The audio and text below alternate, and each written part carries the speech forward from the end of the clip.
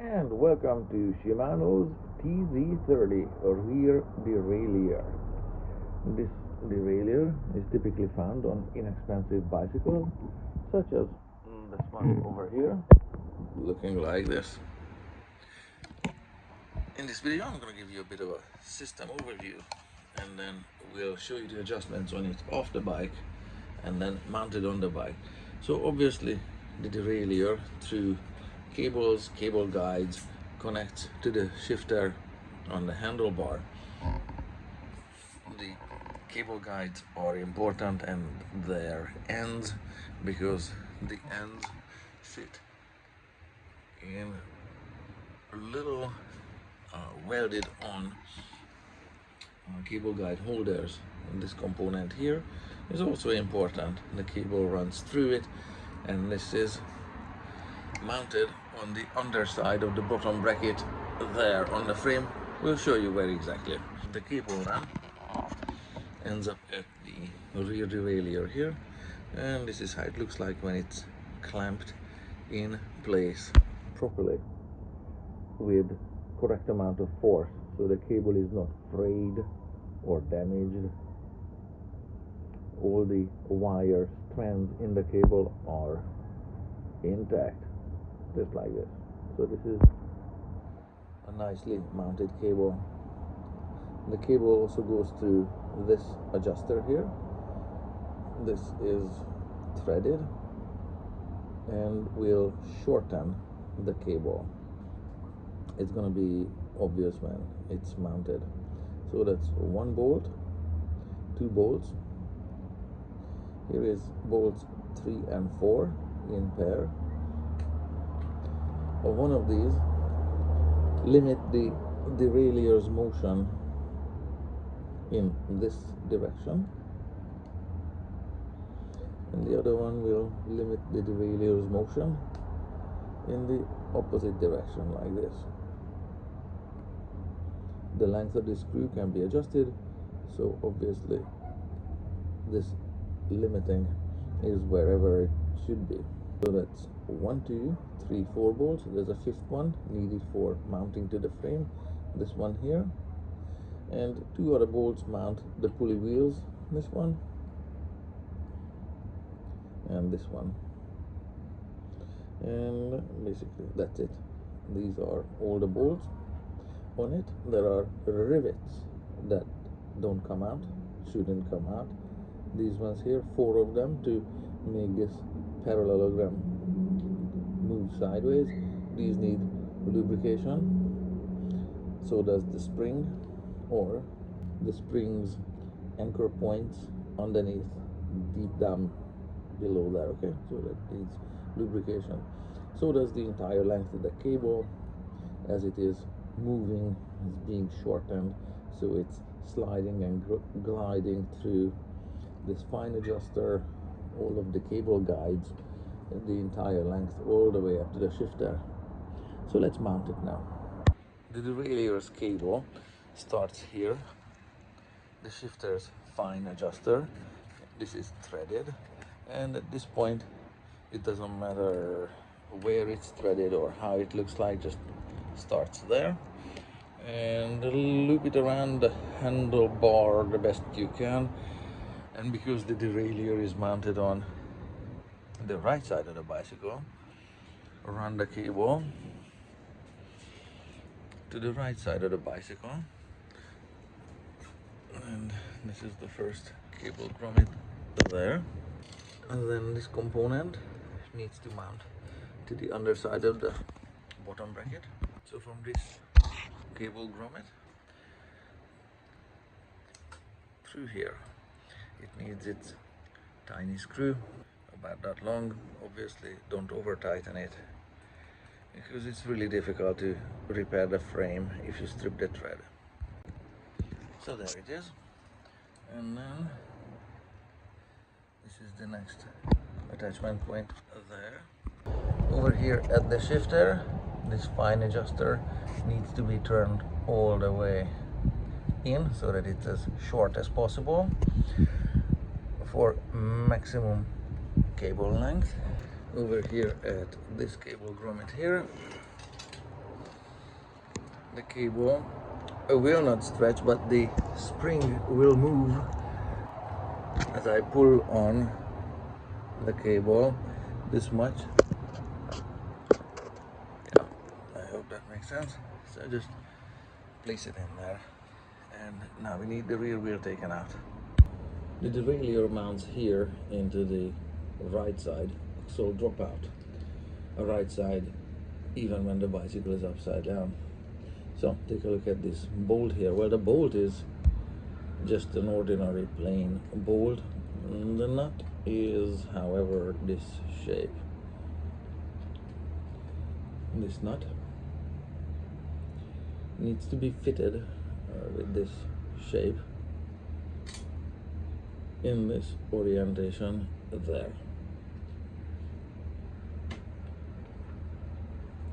A little bit fiddly. You can use a wrench to tighten it, or a screwdriver. You can see it's possible to fit a screwdriver on it, and it does not need excessive amount of force to put it in place or to tighten it, because the shape of the nut is holding the derailleur in place, and the rear axle simply goes through right here. So when you tighten the bolt, just tighten it there, so the axle can go through. Make sense? Yes? Not this way. That's not practical. This is the right way. So that's how it looks like as it's tightened. And I use this tool. Like I said, this bolt doesn't need to be stripped with excessive amount of force. Plain and simple. It's held in place. It's secure like this.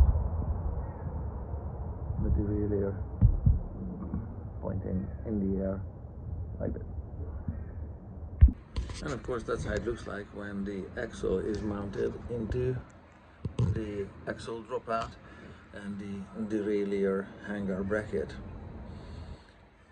The axle should rest tight against the notch in this hanger bracket, and that means that on the other side there is space here, because they make the axle dropouts symmetrical at the factory. So the space that you see here is taken up on the other side by the washer that mounts on this side of the bolt. So this gap here is normal.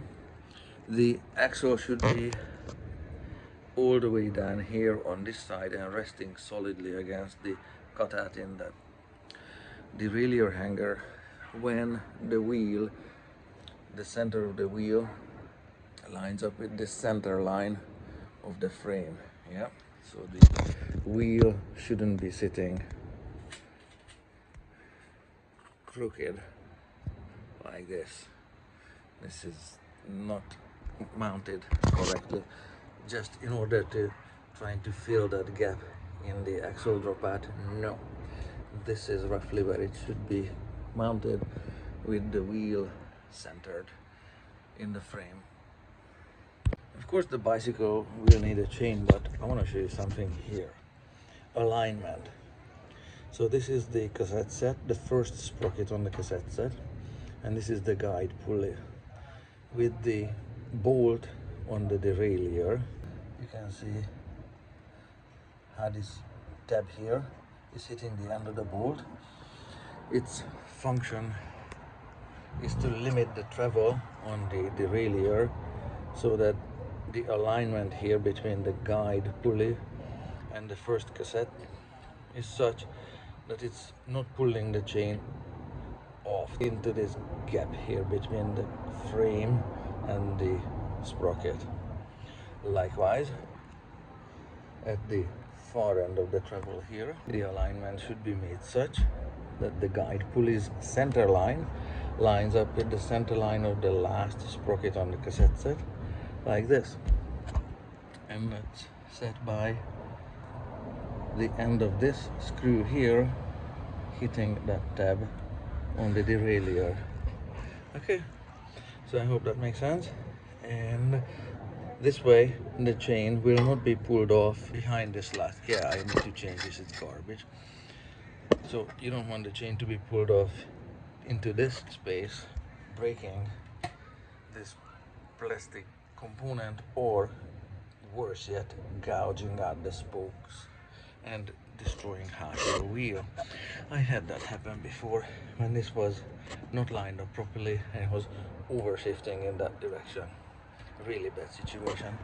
So this is how they should line up. So I obviously did the chain, and the 3 checks that need to be done. One is alignment. The center line of the first sprocket on the cassette set needs to line up with the guide pulley, and when I shift, this is a twist shifter, it needs to move the chain up to the next sprocket on the cassette set. Yes, I like the new freewheel sound. So let's see, let's one speed up. Let's see if the shifting is happening. No, the shifting is almost happening. So what needs to be done? Yeah, you can see that the guide pulley is pulling the chain on the second sprocket on the cassette set, and it's almost catching, almost going. So need to tighten the cable a little bit, like so. A little more. There. Oops, other way around. Let's shift all the way down. Nice. Shift the chain, drop back down on the first sprocket on the cassette set. So let's shift again. One click up. It should shift up one. Nice. Perfect. So now, for every click, I'm gonna be looking for one gear change on the cassette set. Let's see.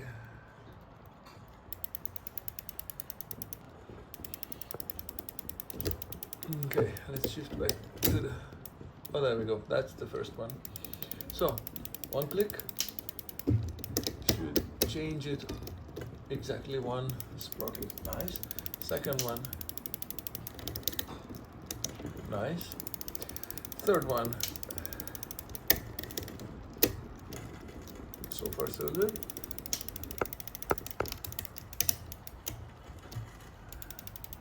Now 2 more gears.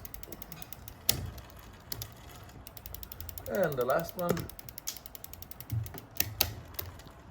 Nice.